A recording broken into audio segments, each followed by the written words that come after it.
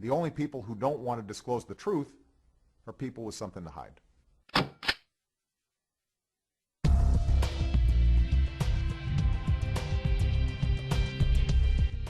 Hello, folks. You are tuned in to another edition of P.P. Simmons Radio. Your host, Carl Gallups, this afternoon.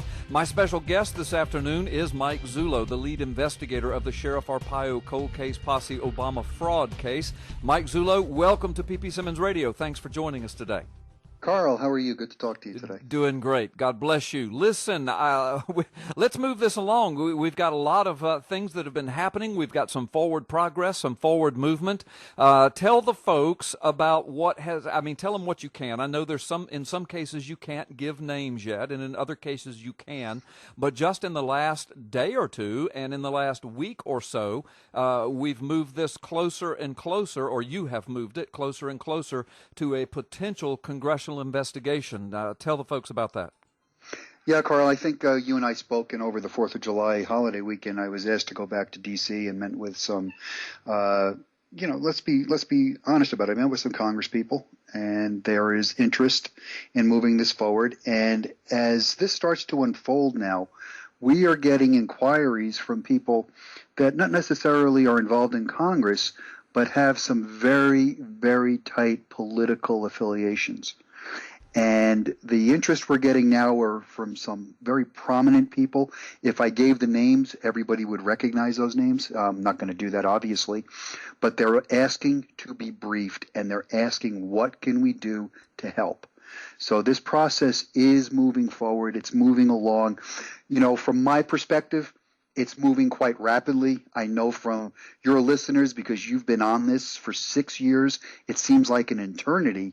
But from an investigational standpoint, this really is moving quite rapidly. No, yes, it really is, Mike, and I do understand that because you have been involved in it at an investigative level for about 2 years. And, of course, as soon as you guys came to your findings, you did press conference after press conference, and the mainstream media, of course, we know the history behind that. They kind of shut the thing down. So you guys kind of hit a roadblock as far as moving it forward, but just in the last 4 or 5 months, or even less perhaps, it has jumped forward. And so you see it from that perspective, that even though it's been a long haul overall, considering what you've been through, you've only been involved for 2 years, and in the last 4 months, it has moved forward to the point of you've been to Washington several times, you've been to Capitol Hill several times, you're in and out of Congress people's office, you've got Congressman Steve Stockman who's asked you to come in, you've got these other VIPs and one that you just mentioned that I know who it is and we can't say,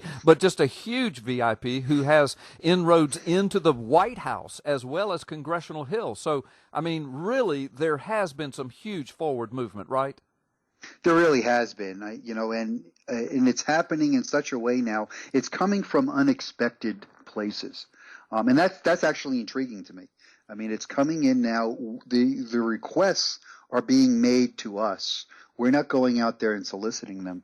Yes. No, I know they are, Mike. And as a matter of fact, what you're doing, since this is happening so quickly from your point of reference, but, to the average Joe sitting out there just kind of trying to keep up with the news, and there's so precious few places where people can be informed on this, they just feel like it's a slow, dragging grind. But what you're going to ask people, it's my understanding, you're asking people to still exercise patience because we're running into the end of the year and holidays and congressional recesses, and not only that, but you're dealing with various individuals now, and you're trying to lock and tie everything into their schedules. Plus, I understand you're trying to get some of these people together so that we can move this thing forward in a unified fashion. And all of that is happening, but it's taking a while. So what would be your message to folks?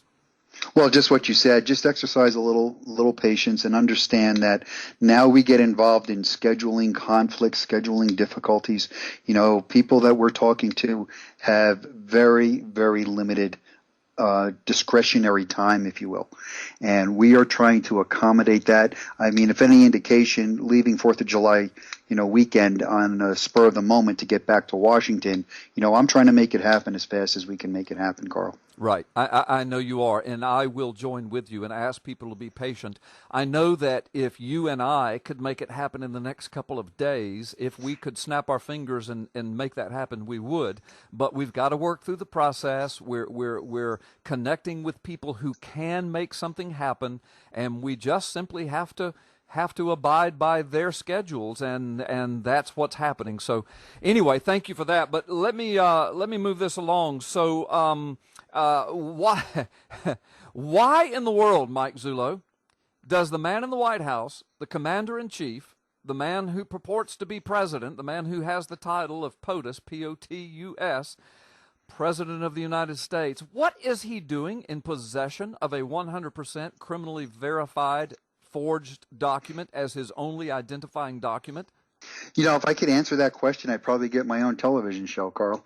I think the notion that the President of the United States not only would have possession, to put it that way, to have possession of this kind of document, but to know the controversy around it, know that there's a law enforcement investigation, and do nothing to try to remedy this is just mind-boggling, especially given the fact that under Title 18 of the United States Criminal Code, it makes it very clear anyone knowingly, without lawful authority, produces an identification document or false identification document is guilty of a criminal offense. Yeah. Just the transference of that document, the mere possession of that document, and you're talking about offenses that range anywhere from 1 to 20 years of imprisonment. I mean, this is insane. Right.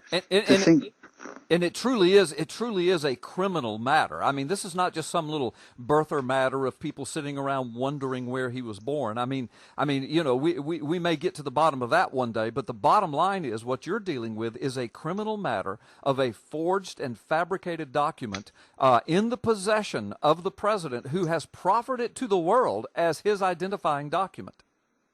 That's correct. And in that statute, it actually specifies a birth certificate or a driver's license or a personal identification card. I mean, it goes right into the heart of this matter.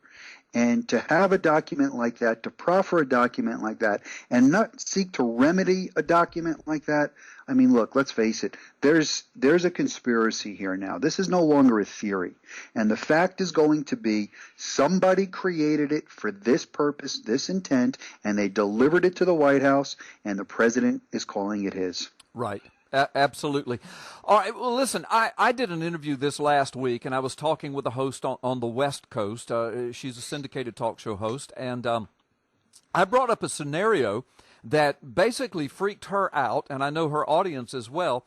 You and I have talked about this. Now you have intimate knowledge about some of what I'm getting ready to say. You have stuff even in your criminal investigation that you cannot reveal, so I'm not going to ask you to do that. So I'm just going to broach this subject generally, and then you address it generally and as detailed as you can. But I'm just going to ask hypothetically. I know you kind of know the answers to it, but for our audience sake, Mike, how come that a president, Barack Obama, who's supposed to be America's first black president, who's supposed to be this iconic figure in America, and let's face it, supposed to be an iconic world figure. I mean, he's a Nobel Peace Prize winner and hailed all over the world as this great, peacemaker and achiever in the Muslim world, and on and on and on. But America's first black president, and that's a big deal, Mike. That is a big deal. How is it that this iconic figure in American history and in world history, not a single hospital anywhere in the world, much less in the United States, officially claims their hospital as the place of birth for this iconic figure? Now, to make it worse, Mike, there's not a single monument erected anywhere. There's not a plaque erected anywhere to his birth in a hospital. There's not a single hospital that will bring forth any documentation to say, yes, here is where he was born. And what makes it worse is that it's on his birth certificate that he held up to the world that he was born in Kapiolani Hospital in Honolulu. Yet Kapiolani Hospital will not turn over any records. They will not admit putting their integrity on the line that he was born there. They will not erect a monument. They will not put up a plaque. I mean, Mike, you and I went to George Washington's Mount Vernon home. I mean, we went to the bed where he died. We know where George Washington was born. We know where almost all the presidents were born. The presidents in our lifetime. We know the hospitals, their homes, there's monuments, there's plaques. We know everything about him. But this guy, we can't get a hospital anywhere to say he was born here. Here's the records. Here's a monument. We claim him. Mike, why do you think that might be? Because it never happened. I really believe it never happened. And I think if you look at Kapolani Medical Center, what they're doing now is running for cover. And after this controversy ignited, they came out with statements saying, we don't retain records past 25 years of age now. So now they're going to use this that we most likely destroyed them. But there's never any proof. Yeah. There has been no proof. And the other shocking fact is the apartment complex where Mr. Obama resided with his grandparents, the same address that's on that Selective Service card, they have a shrine built to the president inside the lobby of a hotel, of an apartment complex. Yeah. But you can't, like you said, find it in any medical facility. Yeah, anywhere in the world. And if Kapiolani will not claim him, then there is no other place that has even come close to claiming him. There is no other place which he has officially claimed. I mean, that's it. And Kapiolani will not claim him. So, I mean, how bizarre is that? I mean, this iconic world figure, and the hospital will not claim that he was born there. Well, make it even worse, Queens Medical Center actually renounced that birth narrative. Yeah. It didn't happen there. They're certain it didn't happen there. Right. So at least we have one of the two hospitals has already said, don't come looking to us. Right. Well, see, because it's not here. Yeah, hospitals have to live on long after presidents are gone, and they have to live on their integrity. They have to live on their reputation, and so I agree with you. The reason Kapiolani won't put their integrity on the line is because it did not happen there. If it didn't happen at Queens, if it didn't happen at Kapiolani, and Kapiolani is on his birth certificate, then where did it happen? And the only answer is somewhere else. But if it happened somewhere else, why did the president lie about it? And why is it on that birth certificate? Well, we know why, because it's forged. And where else did it happen? If it didn't happen anywhere in the United States, that means it happened somewhere outside the United States, which means he's not even a U.S. citizen. Well, or it could have happened in another state in the United States, but they never disclosed it for whatever reason. But it still doesn't alter the fact that this is a fictitious document, and this document is filled with deception. I mean, this birth certificate now could be classified as a weapon of mass deception. Yeah. Because that's what it is. They have tried to use this to deceive the entire nation. Yeah, that's a good way of putting it. So we have what appears to be an illegitimate document propping up an illegitimate president, perhaps in an illegitimate administration. I mean, this is just bizarre. No hospital will claim him. There's no state. By the way, the state of Hawaii has yet to officially claim him, in that they have never turned over any verifiable records to prove that he's from there, and the state of Hawaii has not erected a monument or a plaque in his honor as well. That's a true fact. That's a true fact.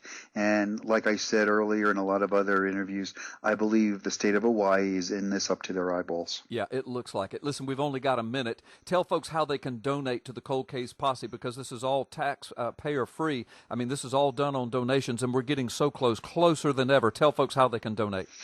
We have a donate page on our website, and that's www.mcsoccp.org. mcsoccp.org. You could go there. You know, a $5 donation helps us tremendously. Good, and I'm going to encourage our listeners to please donate to this, especially as we're moving closer. Mike, we've got 30 seconds. Let me thank you for being on the show, and let me just reaffirm to our listeners that there are plans in the works to move this to a congressional investigation. You're not at liberty to divulge those plans, but you are continually, just in the last couple of days and in the last week, still meeting with very important government officials, very important people in America who have connections to Congress who can move this thing forward. And thank you so much for verifying that for us. Thank you for being a part of the show. Thank you for what you're doing, and we're praying for you. God bless you, Mike. Thank you, Carl, for all your help. Have a great day. All right, you as well. Well, folks, you've been listening to P.P. Simmons Radio. Your host, Carl Gallups. Mike Zullo, our guest today on the very latest in the Obama fraud case.